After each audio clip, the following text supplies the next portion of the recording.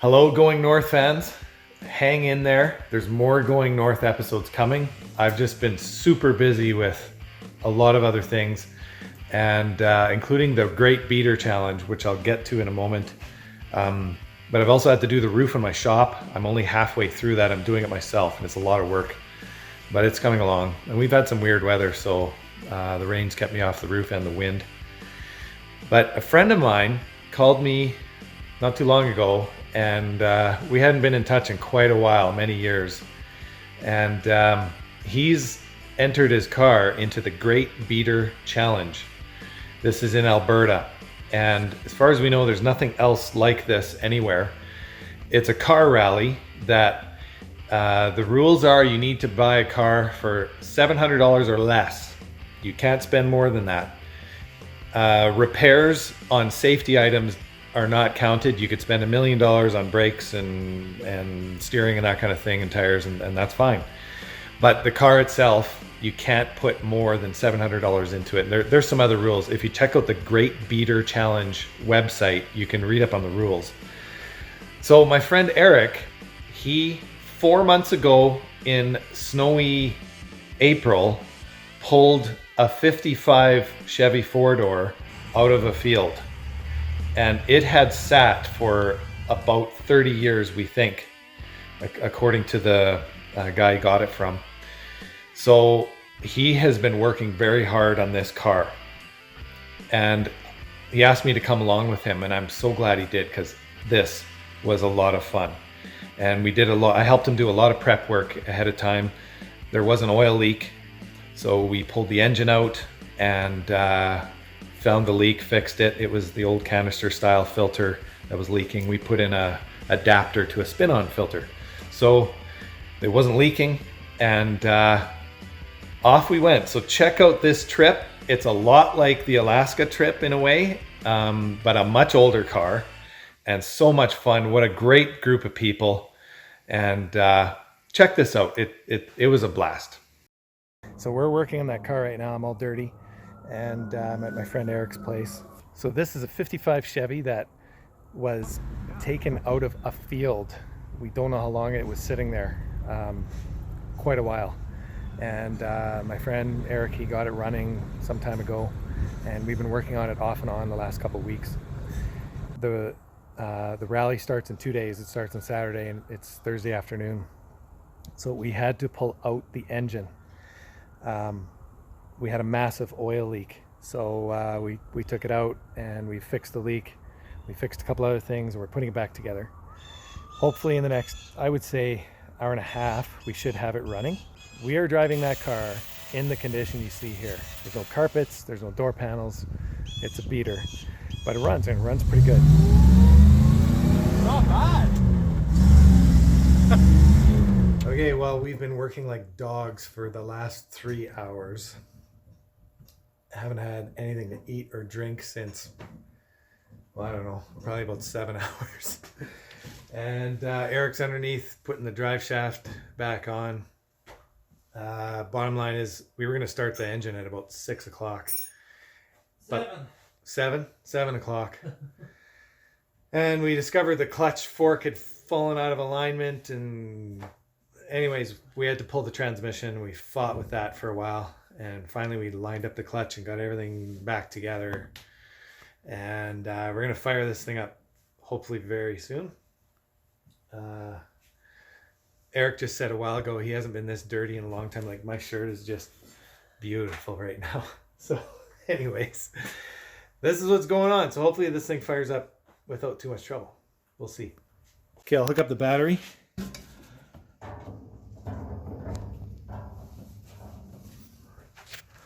Okay, she's hooked up.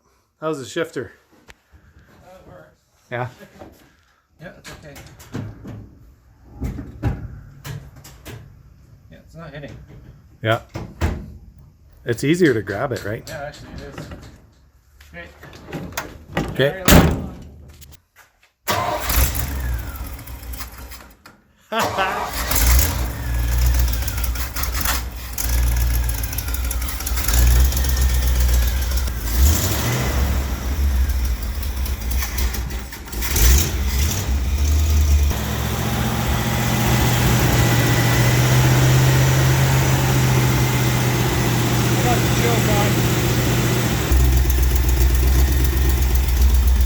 reset the choke. So, she runs pretty good. Slight exhaust leak on this side though. Just tightened up the exhaust. We're gonna see how this goes. Ready? Yeah.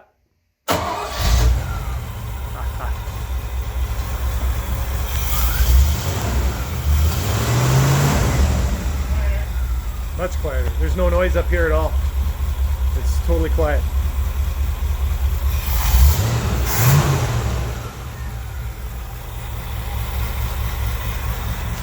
Maiden voyage number 2. We are going to BP's to celebrate our accomplishments today.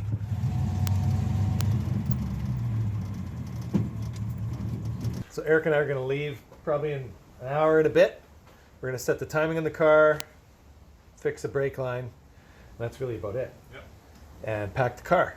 And I'm going to call it right now that we're not going to have any problems with the car. I have total confidence in this car.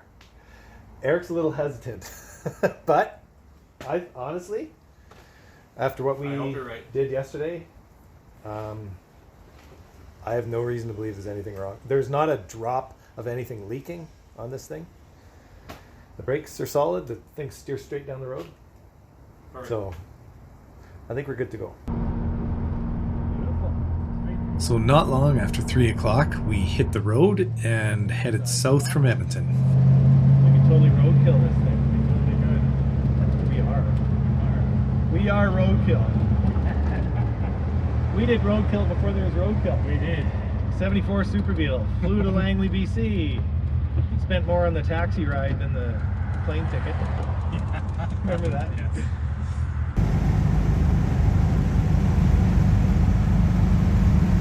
We had to make a stop. The hood was coming loose and we needed to buy a couple of bolts or a bolt. So we stopped at Canadian Tire and we fixed the hood. So the hood was coming loose. So that's good now. Now we're at the car wash. Eric's washing the car. We have an oil leak still. Even though last night we drove it and it was fine, today it's developed an oil leak. We can't get under the car to really see what it is. It's not that bad, but it is leaving a couple puddles on the ground, so we have to keep an eye on the oil from now on. We put 1 liter in after about an hour and a half of driving, so we got to keep an eye on it. But other than that, everything's fine. It's not overheating, and we're gonna hit the road pretty quick. We were driving along just fine when all of a sudden we heard and felt something really bad. They're not tightening.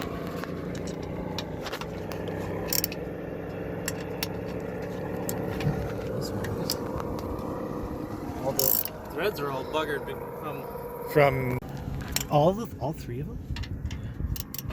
What if we should jack it up and get weight off of the... Well, we had our first scare. Whew.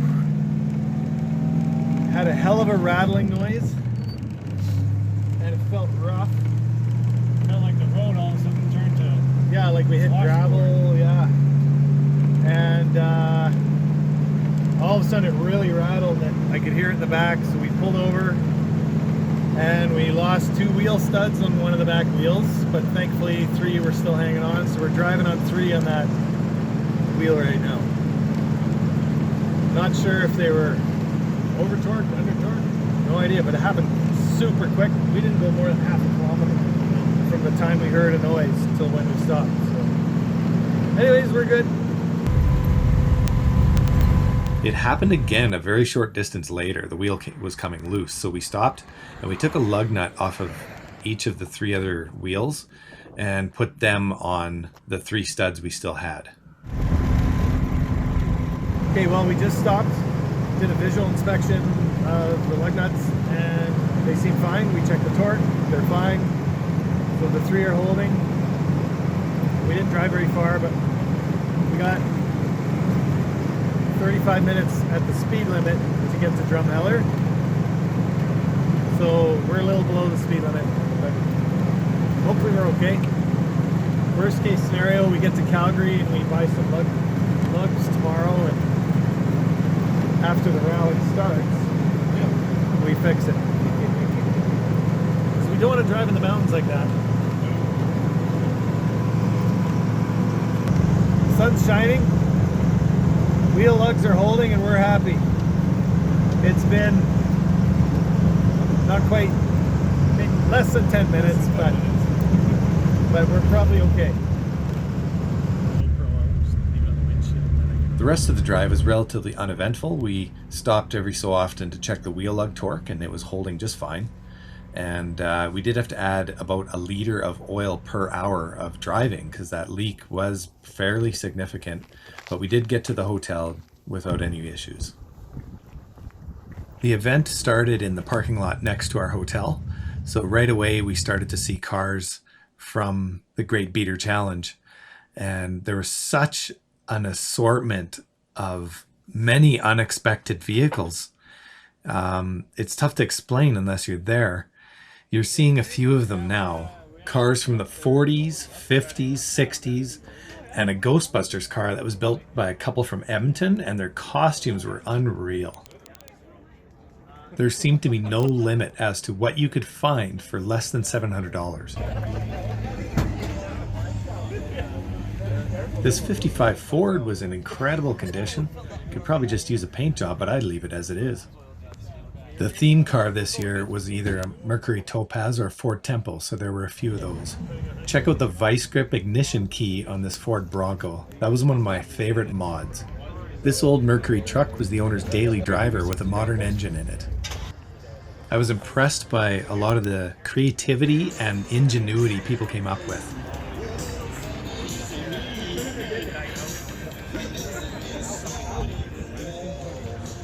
And after a short driver's meeting, we were on our way. Okay, rally's been going for how long now? Hour and a bit, hour and a half. Our 3 wheel studs are still holding. We found lug nuts. We don't have wheel studs. We're gonna try Napa in Cochrane. I phoned them. They said they might have them, but we won't know until we see them or try them. So we did McMahon Stadium. That was pretty easy to find, actually. Yeah, next up is a hitch and post. Yes, Hitch and Post Brewing Company in Cochrane. That's our next stop. So this is a lot of fun. We're getting a lot of thumbs up from random people seeing this car. I don't know why. And this is a hoot. Like, this is just the first hour, and can't wait for this to keep going. So, anyways, this is what we're doing.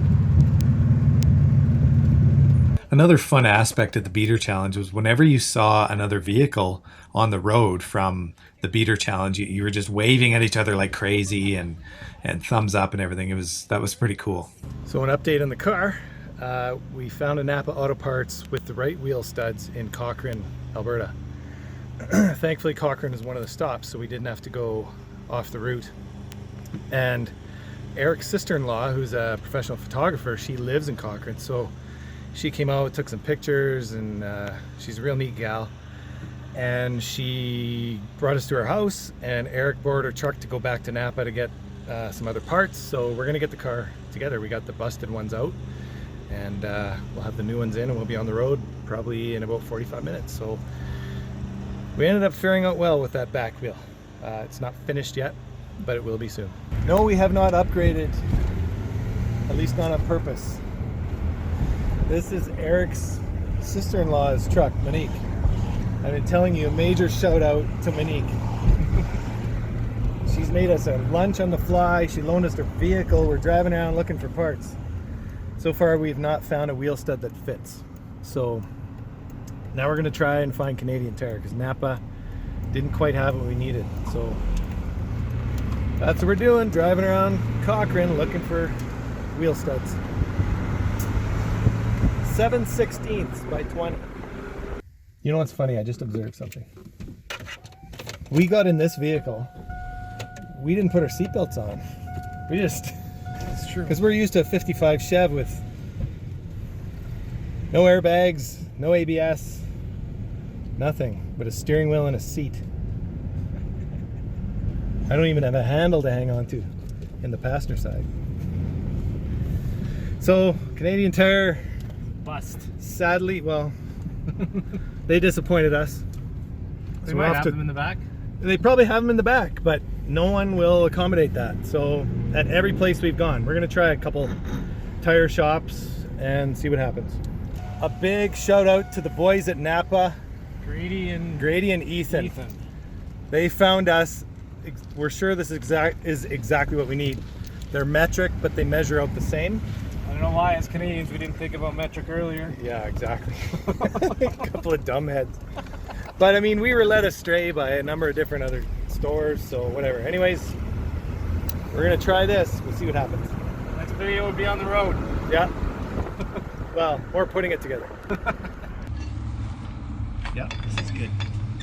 Normally to knock out wheel studs, you use a really big hammer. But this is all we had. We had limited tools, but it was enough to get the job done. There it goes. There she goes. Okay, done. Cylinder, I mean, not the master cylinder. Oh yeah, there's quite a bit of room. Okay. Do we have to pull this out again? Probably.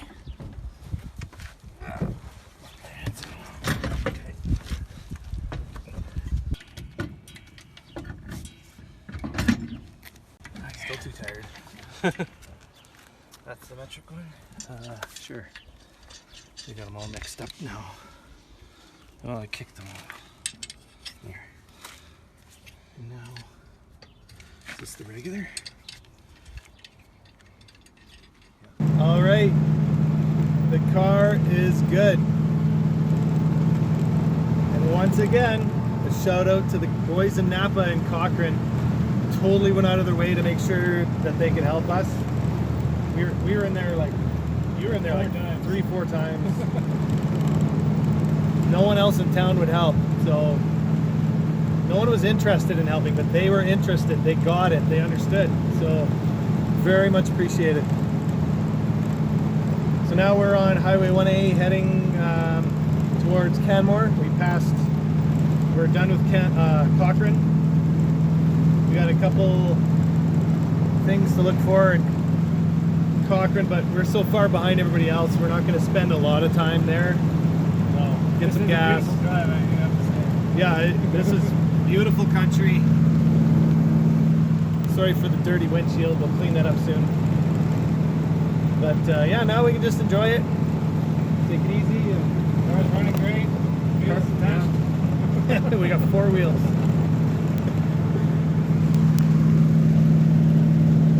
Something else we fixed was Napa helped us build a new coil wire because you couldn't buy it because it's 64 years old, this car.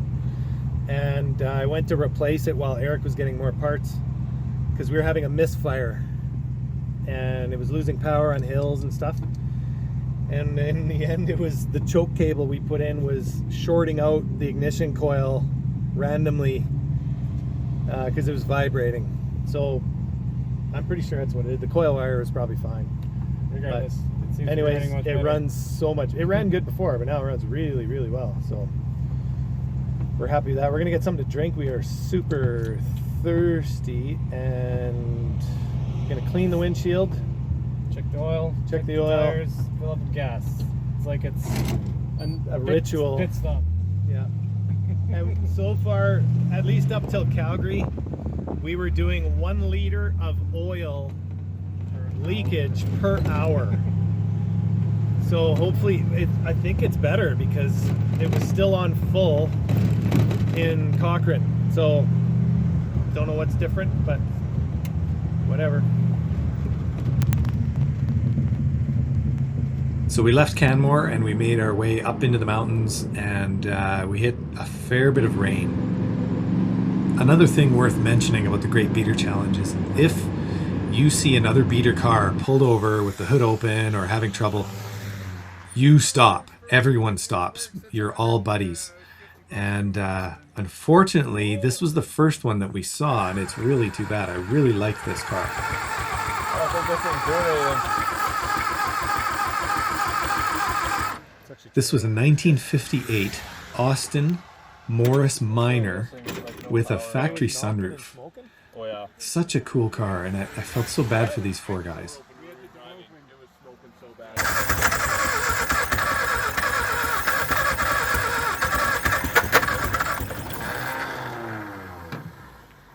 on, baby. You can do her.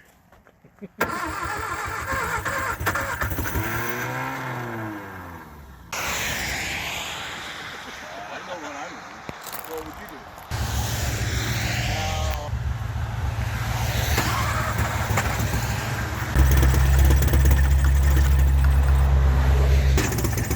Starting to run.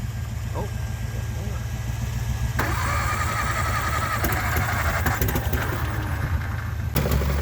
Unbolt the hood, put it on the roof.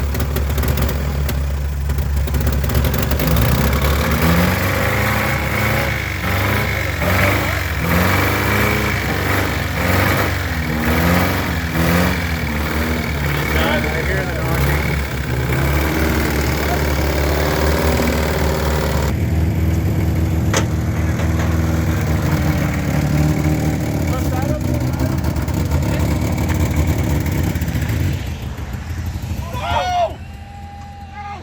Oh! There was just nothing anyone could do. The motor was done.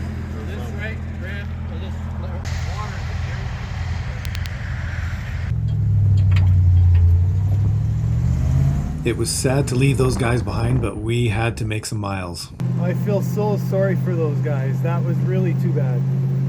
Yeah. I liked that car. I loved that car. I wanted to see that one finish. And those guys were pretty brave to have all four of those guys. Four guys in that car. Jeez.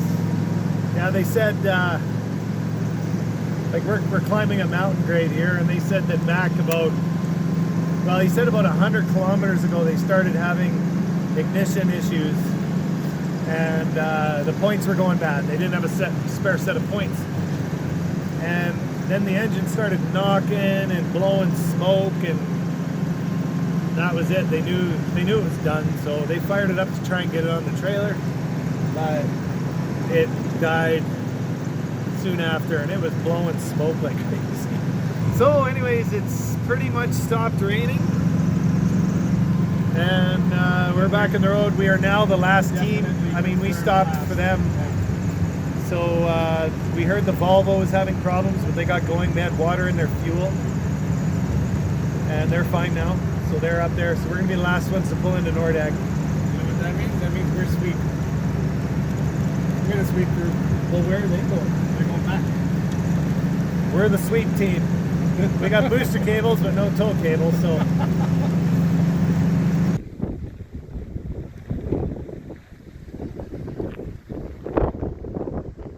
We made a couple of brief stops, but we kept moving on. We had to get to Lodgepole, which was the camping spot for all the beater cars that night. We rolled in a bit late, but we had a pretty good reception when we got there. We made her! So we made our way to the back of the camping area.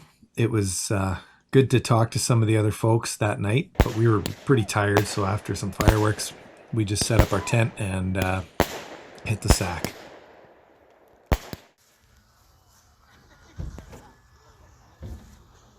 So the next morning, we packed up our gear, put everything in the car, and headed over to the hall where they had a pancake breakfast, which was excellent.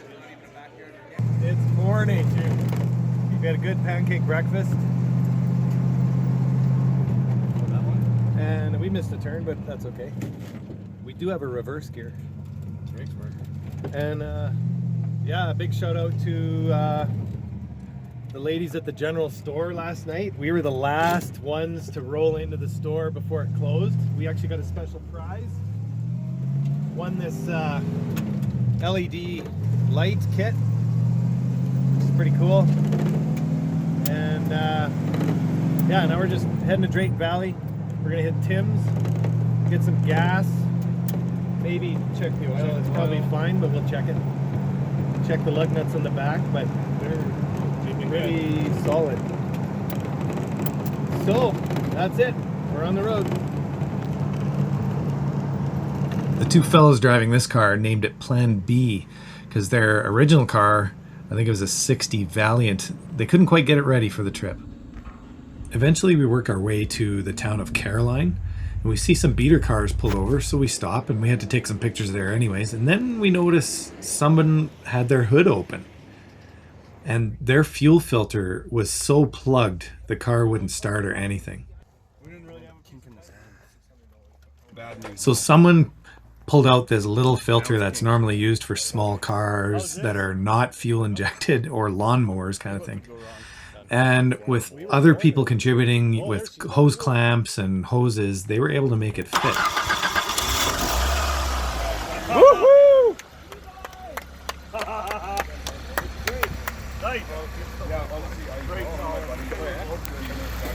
That is freaking amazing. It worked perfectly, and as far as we could tell, they made it the rest of the way without any problems. A little while later, Eric recognized the farm where he bought the 55 Chevy from, the actual car we were driving, only 4 months ago. So to us, this was kind of like the birthplace of the car, so we went in and had a look around. That's where the 55 was parked for probably 30 years. There were a few modern cars, but most of them were old classics, pickups, cars, sedans, coupes, a real assortment of different machines. And there was one Pontiac there that even when we left, I still had that car in my mind. With the trip almost finished, we made one stop, and that was at the Calgary Pick and Pull. So we just stopped at Pick and Pull Calgary to get some plug wires because that 283 is misfiring quite a bit, and we have success. We took them out of a Dodge pickup. The oldest thing we could find here has the right kind of wires, so that's how they used to do things. They used the same plug wires. They used a lot of similar parts back in the day. Very happy. So there we go. Good to go. And now that we were finished the rally, we got to do a few victory laps around the traffic circle next to the parking lot.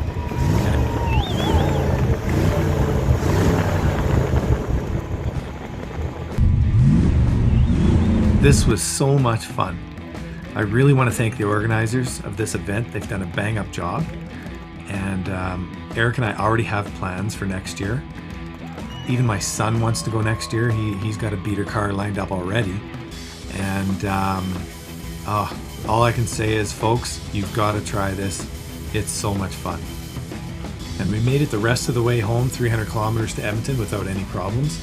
And the oil leak actually got better, so it wasn't as much of a worry anymore. See you next year on the Great Beater Challenge.